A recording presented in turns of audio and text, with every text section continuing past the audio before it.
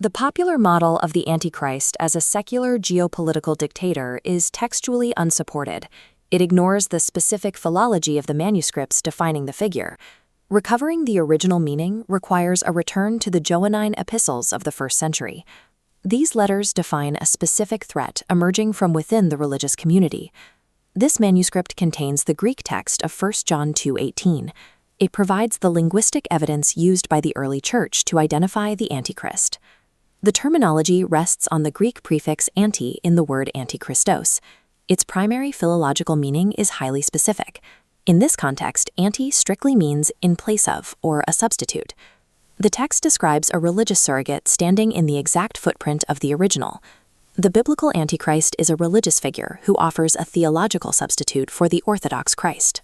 This etymological shift connects 1st century Greek philology to the theological developments of 7th century Arabia. The Islamic doctrine of Christ, centered on the figure of Isa, places Jesus in a position of high reverence. The Quran identifies him as a major prophet and a servant of God. However, this reverence is shaped by the doctrine of Tawhid, the absolute, indivisible unity of God. This principle forms the bedrock of Islamic dogmatics. To maintain the absolute singularity of Allah, Islamic theology utilizes a systematic inversion of Christian orthodoxy. The following analysis maps Islamic dogmatics against the parameters of the Johannine epistles to test the degree of their alignment as a functional substitute. This mapping exercise provides a strict textual comparison of 1st century Christian polemics and 7th century Islamic dogmatics. This comparison uses a textual matrix to map biblical criteria against specific Islamic dogmas. 1 John 2:22 establishes the first criterion. The spirit of the Antichrist denies the Father and the Son.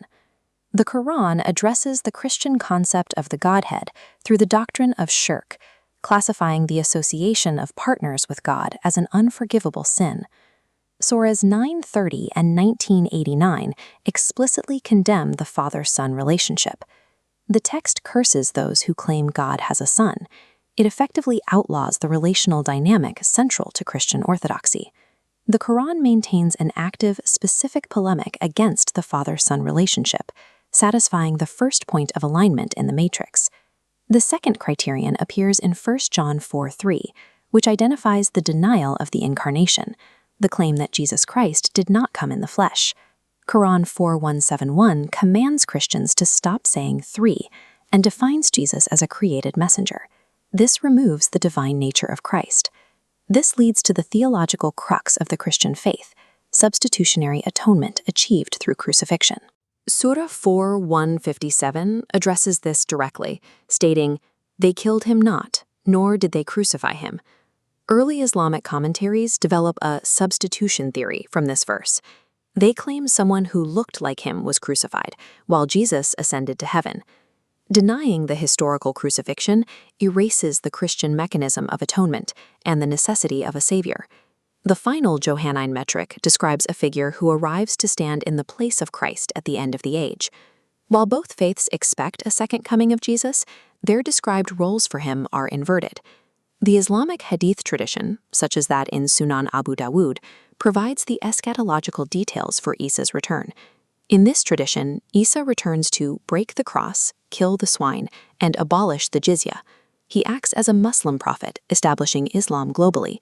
These two visions of the parousia serve conflicting theological objectives. The Islamic Jesus returns to completely dismantle the central symbols of Christianity, completing the final parameter of the textual matrix. The Christians living under the 8th century caliphate identified this textual overlap immediately.